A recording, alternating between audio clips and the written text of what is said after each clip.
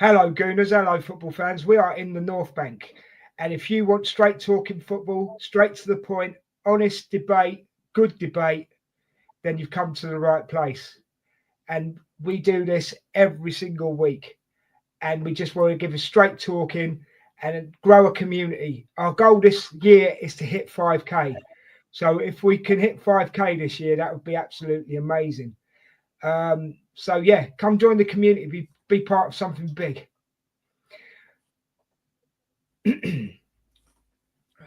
How much rotation is too much rotation? We're heading to Fratton Park with a massive Premier League schedule ahead of us.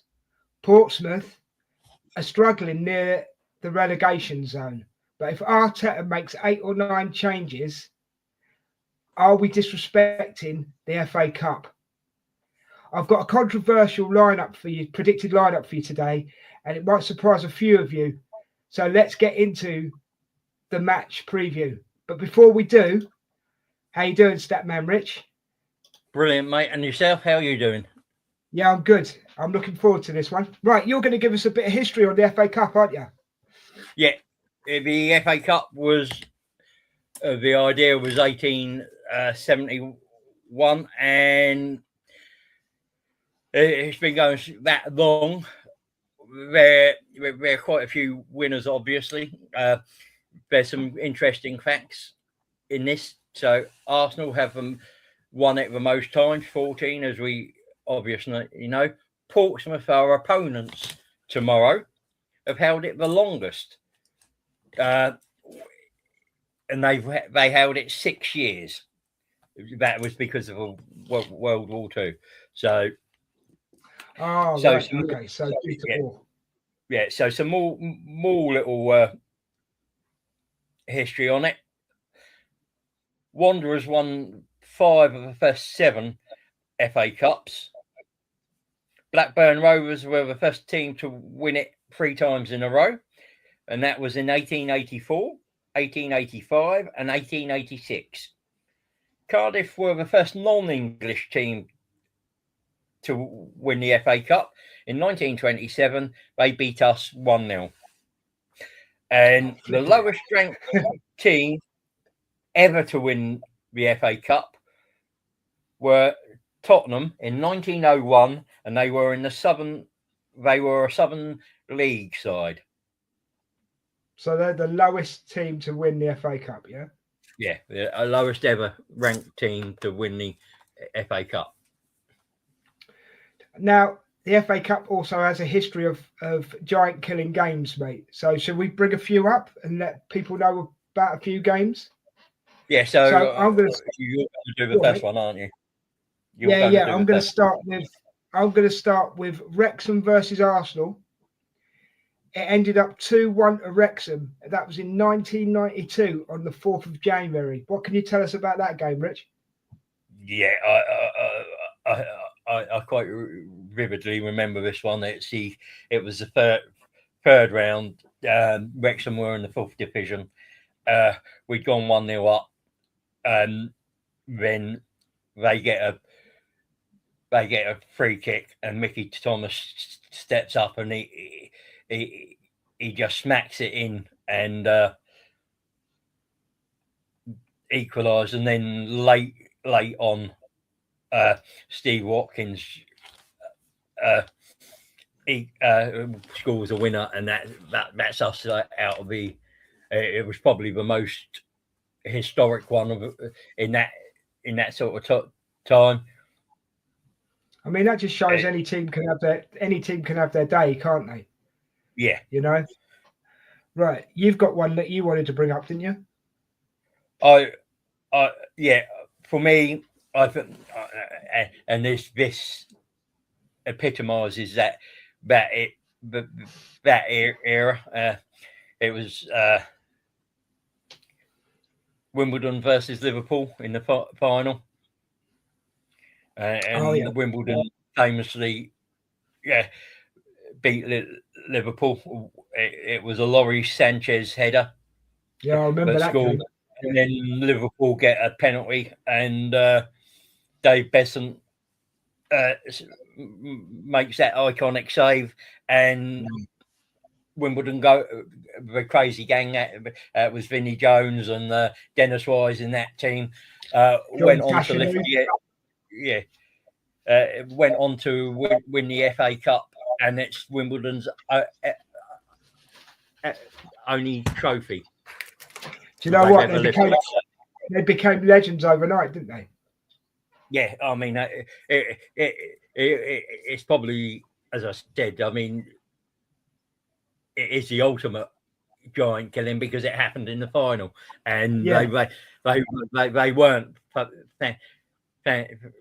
fancied at all, but they just scrapped and just got over the line. Every dog has their day, mate, as we said, you know. Yeah. I want to bring up a third one, and then we'll move on to something else. But here I've got, this was the year I was born, mate. So nearly 54 years ago, right? 1972, on February the 5th, Hereford 2, Newcastle United 1. Yes, that was Ronnie Radford with a spectacular 30-yard strike to equalise the game, with Rick George going on to score the winner. Again, another big upset at the time, and it's littered with it. I've got one more, which was the Sutton United versus Coventry in '89. Yeah. I don't know if you remember that. I do, actually. Yeah, I do. In fact, that was definitely a giant killing, you know. Yeah. I mean, Sutton United were a non-league side and managed by Barry Williams, a teacher, I believe. They won it 2-1. Tony Raines and Matthew Hanlon scoring for them. Yeah, so it just proves in the FA Cup you cannot take anything for granted. Not a thing. No. Right, should we go into the history of the two clubs that are playing tomorrow? So we're going to start with Portsmouth. So you're going to touch on the tactics as well, aren't you, mate? Yes. So we know that Portsmouth have held it for the longest. That was in 1938-39 season, and they held it to the 45-46 season because of World War II, obviously, and that's there's no you can't help that. No. The club, Portsmouth of the club, was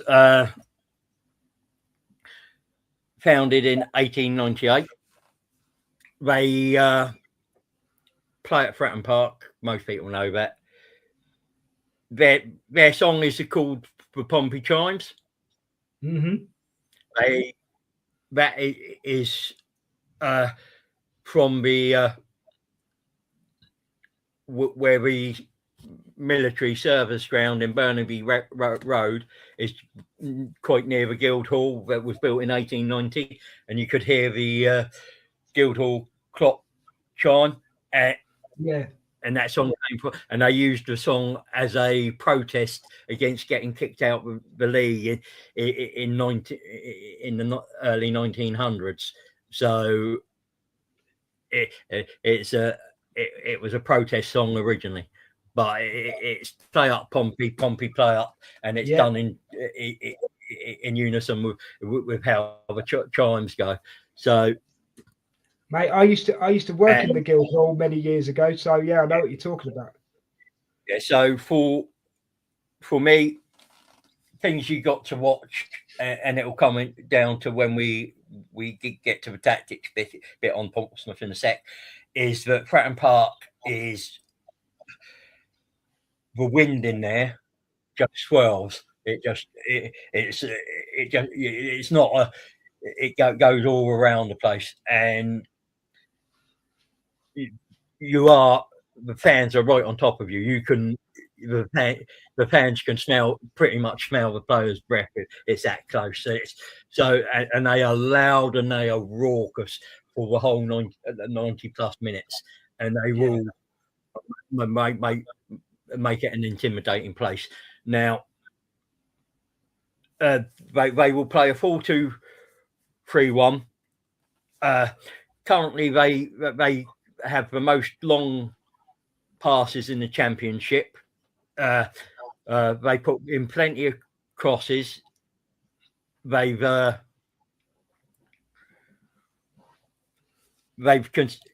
as I said, conceded 14 set piece goals this season. Mm-hmm. They've lost their last 3 FA Cup ties and the last 5 against Premier League teams. So that and they are currently 21st in the Championship. They are 3 points above the next team. So we go into. That was me. So mate. we go. No, that's fine. So that's pretty much it from a Portsmouth standpoint. So we can go straight into us now. I was just going to say though, if you get that, like you said, if you get that sea breeze coming into that ground, it's freezing. Oh, it will be freezing because the weather's down here has been really poor. I'll give you. I'll tell you what it is. I've got it. I have a weather on my app because I like when I work. So Sunday should be 2 degrees. But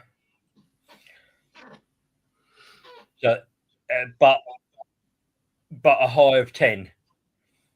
Right. Okay. So let's see what.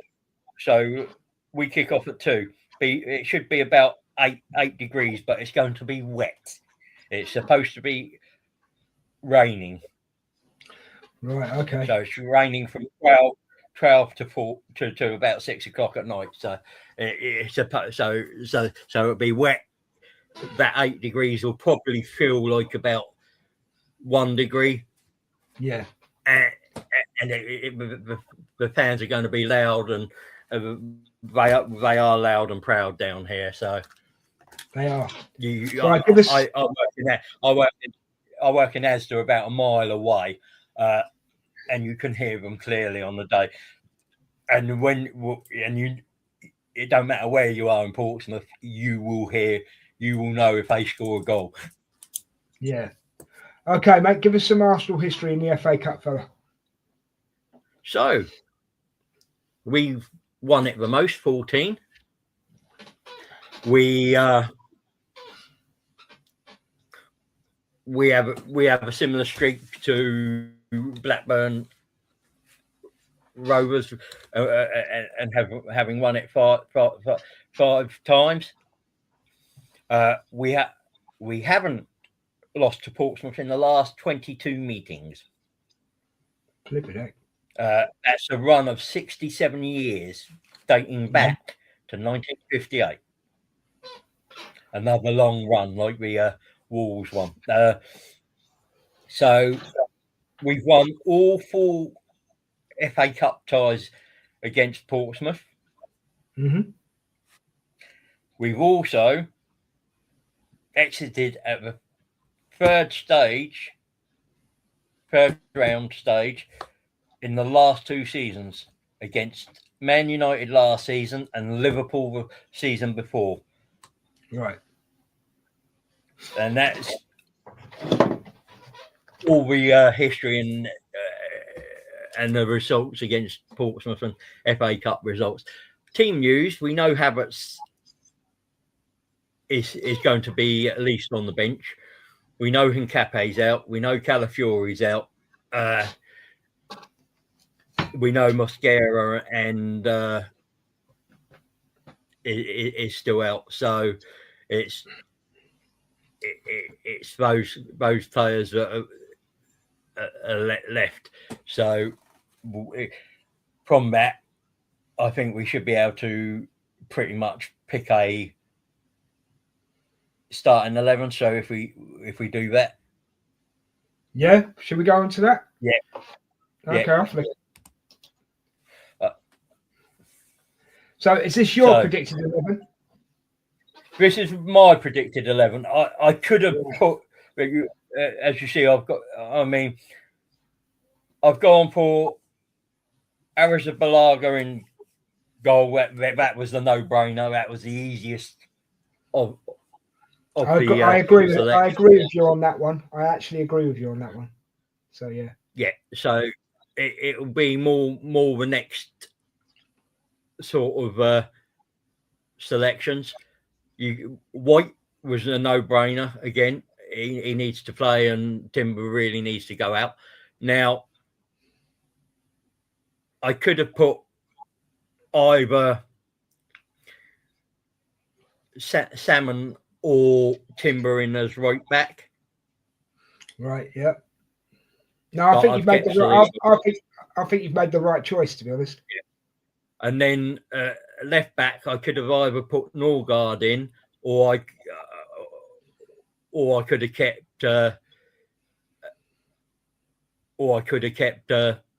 Gabriel in. I've kept Gabriel in.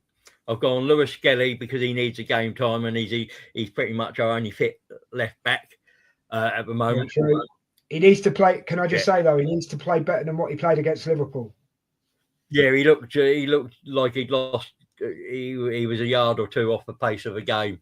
But if he's not match fit, that's pretty up. So I've gone Norgard, Marino. Mm-hmm. I think that's quite a physical two, and then Eza.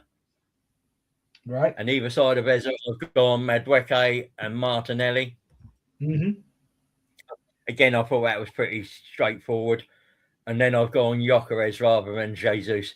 I'm just thinking a team that concedes from set pieces is that low in the league. It has conceded quite a few goals this season as well. It could be a good chance for him to get a few goals under his belt and get a bit of confidence and move forward. Shut a few people up. Yeah, shut a few people up. Can I ask you a couple of questions? Can I ask you a couple of questions?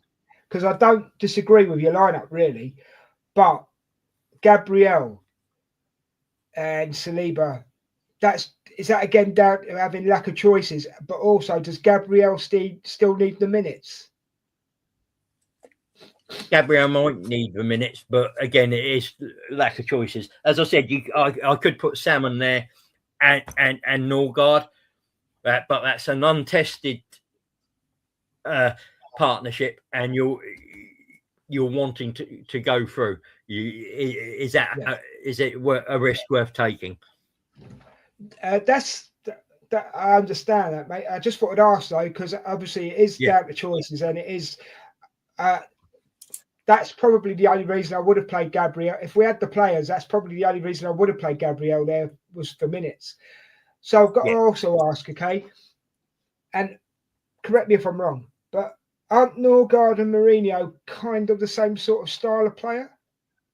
No, Marino's not a defensive midfielder. Norgard is. Okay. But so he'll be playing the Declan Rice role, yeah? Marino's playing is more of a Declan Rice role. He'll end up next to Eza more often than not.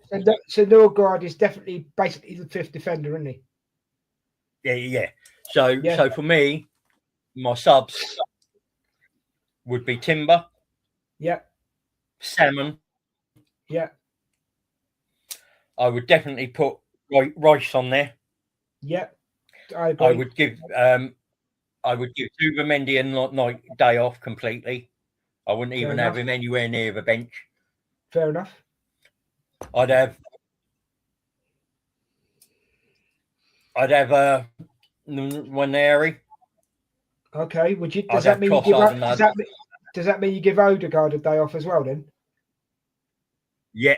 I also give Saka a day off because I have Jesus and Havertz on the bench. Oh, you'd have Havertz on the bench, right? Okay. What about Trossard? Is he having a day off? Yeah.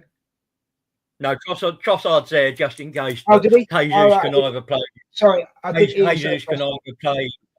Yeah, Jesus can either play right or left. And if you need to bring Trossard on, you know he can play left. So and does that mean, Havertz would be the striker. Okay. So you're not necessarily going to give Gyökeres 90 minutes then? No, I'm giving him 60, 70 minutes again. I didn't know whether you would put just an observation more than anything. I didn't know whether you would take Eze off if needed and put Kai there and have him and Gyökeres on. See, what I'm thinking is that with Rice, I could take Saliba off, and I could drop Norgard back into Saliba's role. Yeah, no, I get that. That's a good play. Yeah, I get that. And then if I could also drop Gabriel and bring Timber on. Right. Oh, of course, because he can play. Yeah. Good shout. Yeah. And I'd give Ben White in that situation 90 minutes, or you've got Marley Salmon if you needed to. So there are options there to play about in the back line if you want to rest players before Inter Milan, but you want to give them at least 60 minutes, get the game won, and then you can rest and get players off. So Trossard would come on for Martinelli, yeah? Yeah. If we took This is if we take these players off, right? So Trossard would come on for Martinelli if we took Martinelli off, yeah? Jesus would come on for Madueke? Yeah. Yeah, is that your thinking? And so Eze's going to get a 90-minute game, is he? No one there. He could take his spot if you wanted. If he wasn't cutting the mustard. Yeah, and then obviously the Kai Havertz for Gyökeres if Havertz would get 10-15 minutes in my eyes, because maybe 20 minutes at max, and that would get him some minutes under his belt if they think he's ready. Sorry to go quite deep into it, but I just wanted to break it down from every perspective. Do you know what I mean? Yeah, no, and that's fine. That's just how I think we'll. Absolutely cool, mate. Okay, yeah. I think that's. I think we have to rotate because we've got. Yeah. Well, let's break it down.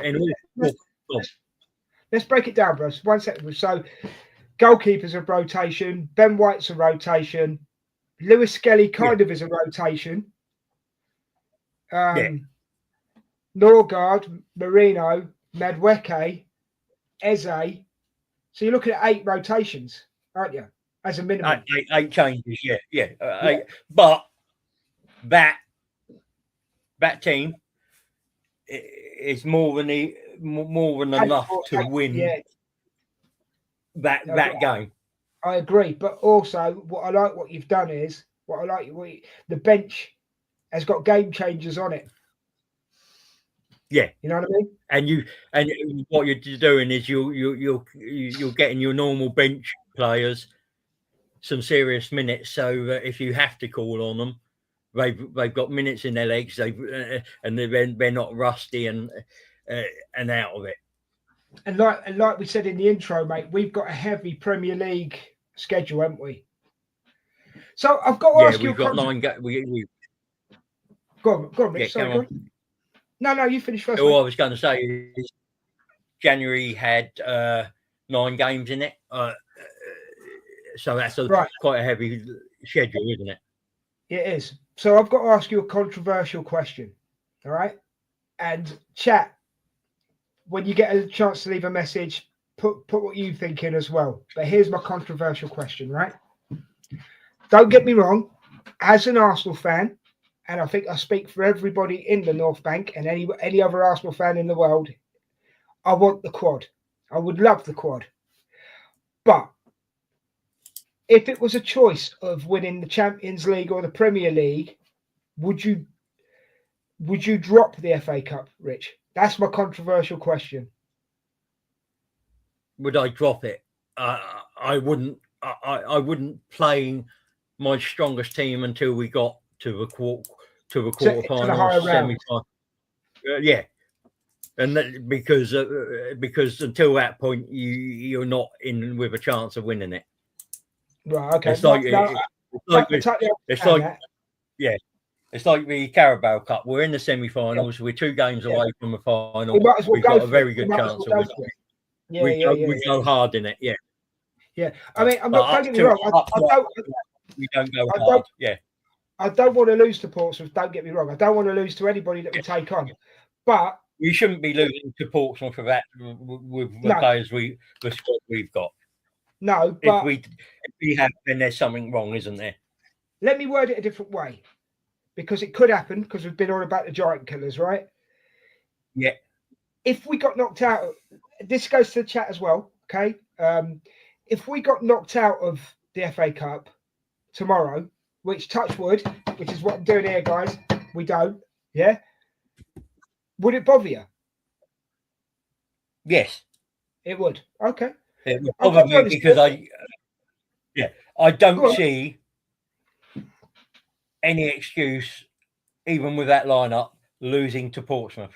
No, I get that. 100, mate. 100. They're 43 places. They're 43 places in the league below us. They're struggling to stay in the championship this year. As I said, 14 goals from set pieces they've conceded this year. They've conceded a lot of goals from open. On top of that, from open go, another 21 goals from open play this season. 35 goals in the league this season, and that is a lot.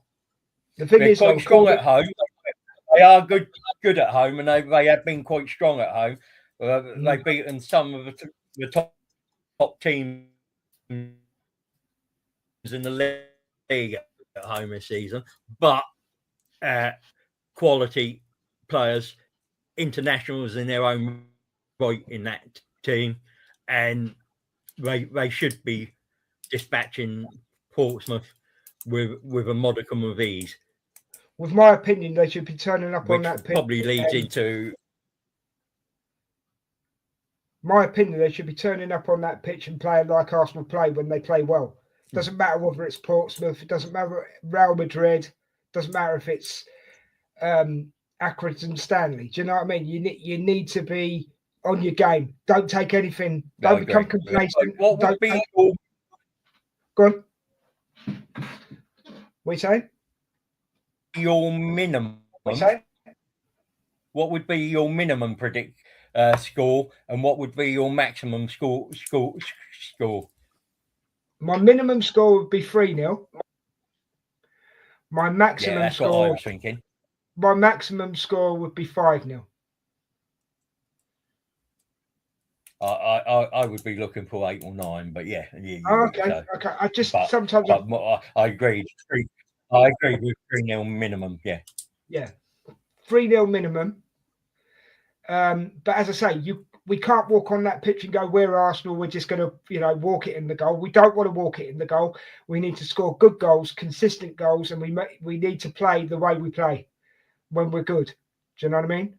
Yeah. And high intensity and exactly. And get the job done early.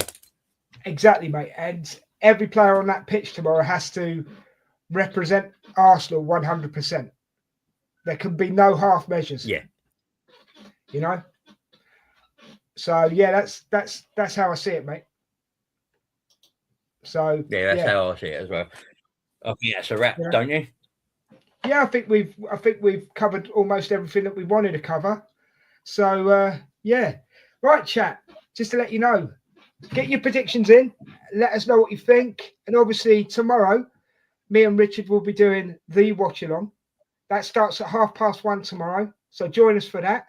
Whatever format you're on, whether it be Facebook, YouTube, X. But if you could come over to YouTube and give us a like, a share, and a subscribe, and help us get to 5K, because that is our goal for this year. Try and get us to 5K, guys. And if any of you can help us with that, just by giving us a sub, you'll be helping us out really, really well. Yeah, but great show, Richard. Thank you very much for your time. I've enjoyed doing this one Thank with you you. for helping. It's a pleasure to do it with you, as you know. Anytime, bro. Anytime. It's been an absolute pleasure. And all I can say is, I want 3-0 as a minimum tomorrow, Arsenal. Richard wants 3-0 as a minimum too. Don't forget, guys, come and join us on the watch along tomorrow. We will be here at 1:30, just before the game starts, trying to give you as many facts as we can and get you ready for the match. Again, Richard, thanks so much for your time. Thank you to all of you for watching. Take care. Till next time. Take care of each other. Love each other. Peace. We're out of here.